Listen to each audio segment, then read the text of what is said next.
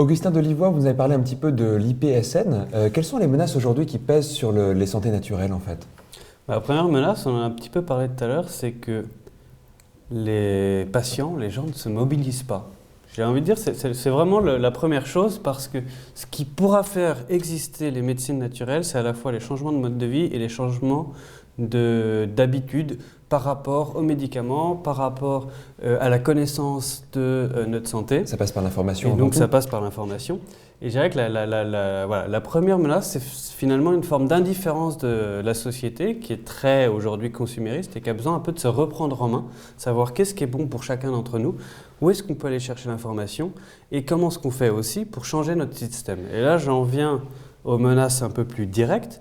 C'est d'abord la mauvaise réputation dont jouissent les médecines naturelles. Pourquoi? Parce que pendant des années, comme il n'y avait aucune reconnaissance, que le secteur n'était pas structuré, c'est en train de changer, mais que beaucoup de professions n'étaient pas ni connues ni reconnues et n'avaient pas de formation de qualité, on a eu pendant X années un certain nombre de charlatans qui ont fait du mal au système, et donc il y a un travail à faire. Réhabilitation. De réhabilitation, exactement. C'est une question un petit peu... D'autant plus... Oui, est-ce qu'il y a forcément autant de charlatans que ça, ou est-ce que c'est pas médiatisé à chaque fois et surexposé? Non, je suis d'accord, il n'y en a pas forcément plus que, parce que c'est quand même des professions dans la médecine officielle, officielle, mais le problème c'est qu'à partir du moment où il y en a eu et que ça a été médiatisé et que du coup les médecines naturelles ont perdu en réputation, il y a tout un travail à faire pour à la fois de vigilance pour être certain qu'on n'ait pas un nouveau charlatan qui apparaisse et qui nous fait pas se perdre toutes les avancées qu'on est en train d'essayer d'obtenir. Et puis, voilà, et on sait que de toute façon, on sera jugé beaucoup plus sévèrement que les autres disciplines officielles du système. Est-ce que ça passerait pas par justement un système de validation de l'enseignement, des formations? Ah, ça c'est évident. Si on structure la formation, c'est ce qu'on... Dans notre microcosme de l'ostéopathie, c'est ce qu'on essaye de faire, c'est avoir une validité et une validation de la formation, une espèce de référentiel uniforme, comme ça, tout le monde a la même formation. Et je crois que, là vous êtes mieux informé que moi, qu'il y a une idée qui germe dans l'esprit du ministère de la Santé, qui consisterait en ce qu'il y ait une espèce de reconnaissance des médecines complémentaires et alternatives. Alors c'est au niveau européen surtout. Au niveau européen, il y a un certain nombre, justement parce que les pays du Nord sont plus avancés que nous, il y a une poussée vers la reconnaissance de différentes disciplines. Les médecines naturelles ont été classifiées en ce qu'ils appellent CAM, les Complementary and Alternative Medicines. Les MAC ici. Et voilà, et l'idée pour eux, c'est d'avoir des représentants pour chacune des professions, d'établir une liste assez claire de finalement celles qui sont reconnues, celles qui ne le sont pas, voilà, et de pouvoir proposer ça à terme au grand public. On en est encore loin, mais les premiers pas ont été posés, donc ça c'est plutôt positif. Et effectivement, par la formation, on devrait pouvoir obtenir des résultats. Ça ne sera pas tout public, parce que j'imagine que certaines petites formations vont dire bah non, nous on est bons aussi, pourquoi nous éliminer? Parce que nous n'avons pas tant d'heures de formation, or que nous formons d'une certaine qualité, etc. Donc ça va quand même. De toute façon, dans déplaire. chaque domaine, il y aura des débats. Là, à ce niveau-là, une bonne formation, elle repose forcément sur des critères. Il faut une approche rationnelle. Après, en fonction du pays, le poids de l'université va être plus ou moins important. En France, c'est souvent important, en Belgique aussi, en Allemagne un peu moins. Bon, là, c'est vraiment à chaque discipline de s'organiser. Ouais, de toute manière, la vocation de l'IPSN, c'est pas ça. Non, nous on accompagne. C'est d'encourager chaque secteur qui s'organise, d'en parler et de faire en sorte que les gens soient mobilisés. Et pourquoi cette mobilisation est vraiment importante, c'est qu'on a aussi de l'autre côté des lobbies industriels, des administrations qui sont souvent réticentes. Même si elles avancent sur la formation, elles vont être réticentes par exemple sur les produits, sur certaines pratiques. Et là, on a tout un travail en tant que citoyen de vigilance à faire, voire de débat et de combat à mener, dans la mesure où jusqu'à présent, sur un certain nombre de médicaments, sur des compléments alimentaires, ça a été le cas des allégations thérapeutiques il y a quelques mois, on a finalement le point de vue que d'une seule partie. Et jamais le patient n'est représenté. Et si on veut pouvoir se soigner de différentes manières, et en passant par les médecines naturelles, on doit s'assurer que les produits dont on a besoin existent. Et je vais vous prendre un exemple très simple. Là, dans les 2 derniers mois, la ANSM a interdit une trentaine de souches, donc de plantes, qu'utilisaient jusqu'à présent les médecins phytothérapeutes. Homéo et phyto, mais surtout phytothérapeutes. Et les 2 laboratoires qui spécialisés qui les proposaient, parce que c'était des extraits de plantes, ce n'étaient pas des plantes en vrac. Et finalement, ces laboratoires considèrent que pour eux, c'est qu'une petite partie de leurs chiffres. Ils ne vont pas se battre pour les défendre. D'accord. Ça, c'est le résultat d'une directive qui s'appelle la THMPD, qui a été votée en 2004 et qui est rentrée pleinement en vigueur en 2011. Donc on a un texte en 2004 et c'est en 2012 qu'on a 30 plantes qui disparaissent de... Enfin, alors c'est pas les plantes en tant que telles qui disparaissent, mais... Pour quelles raisons, en 2 mots, sans rentrer dans... Quelles raisons sont avancées pour faire disparaître ces plantes qui étaient utilisées? On n'a pas assez d'informations scientifiques sur les bienfaits de ces plantes. Pas assez d'essais cliniques. Voilà, pas assez d'essais cliniques. Le problème, c'est que pour les essais cliniques, il faut des moyens.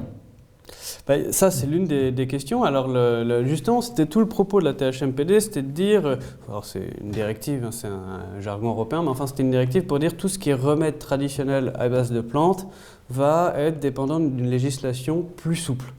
Et en fait, le seul résultat de cette directive, dont le principe était bon, hein, on contrôle, on s'assure que les produits ne sont pas dangereux, là-dessus, il n'y a rien à dire, mais le résultat, c'est qu'en définitive, on a plein de remèdes naturels qui étaient utilisés depuis des siècles, qui ont disparu, qui disparaissent petit à petit, alors que, leur toxicité n'est pas prouvée, et 2, personne ne peut monter les dossiers pour prouver les bienfaits de ces plantes ou de ces extraits de plantes, sachant que les laboratoires qui jusqu'à présent les proposaient se dégagent de la partie parce que de toute façon pour eux c'est pas très intéressant. Juste pour bien comprendre ce que vous dites là, on dit que la plante est interdite parce que son bienfait n'est pas prouvé, mais ni sa toxicité. Ça paraît assez étonnant d'interdire quelque chose dès lors que c'est pas toxique a priori.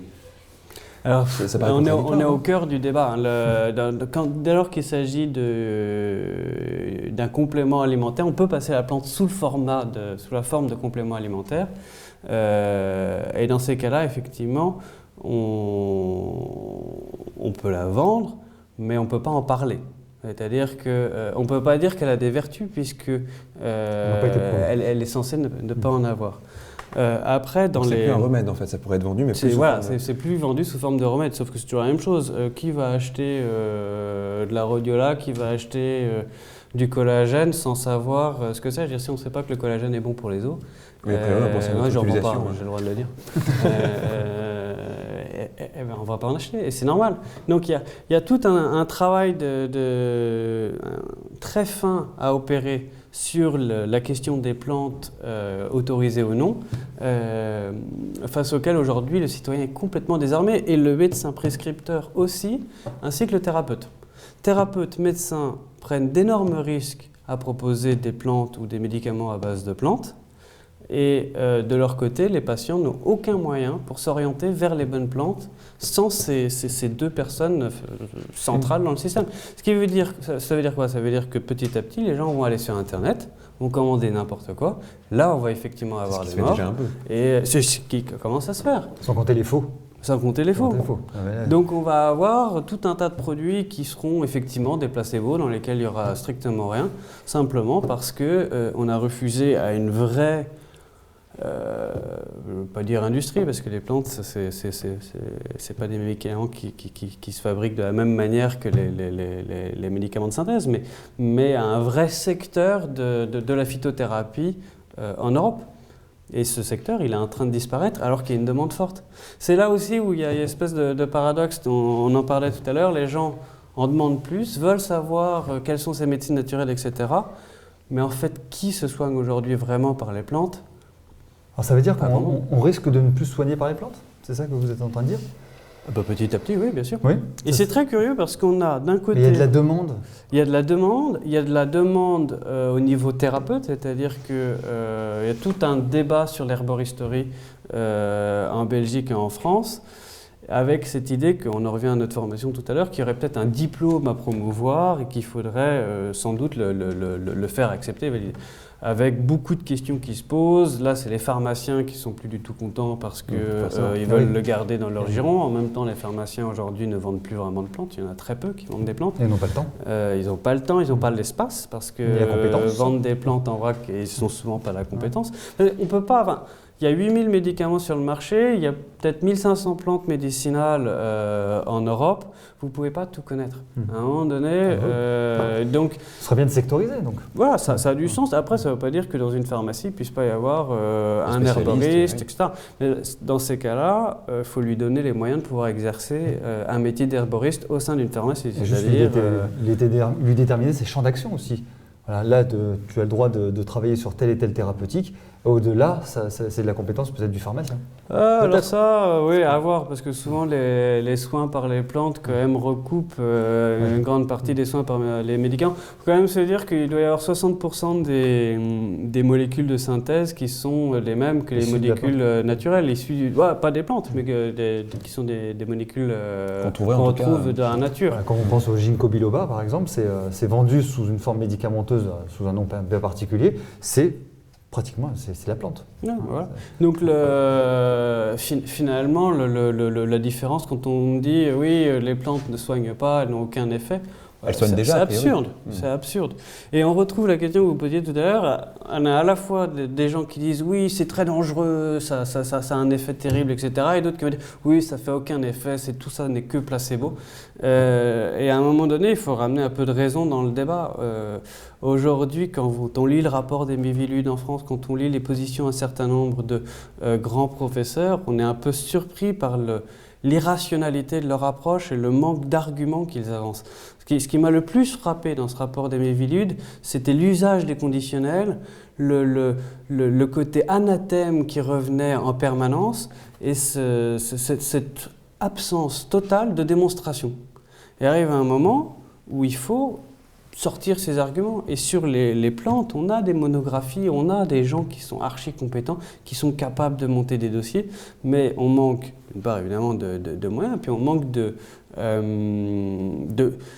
capacité à débattre. On manque tout simplement de volonté de débattre. Aujourd'hui, les médecines naturelles ont été évincées, en gros.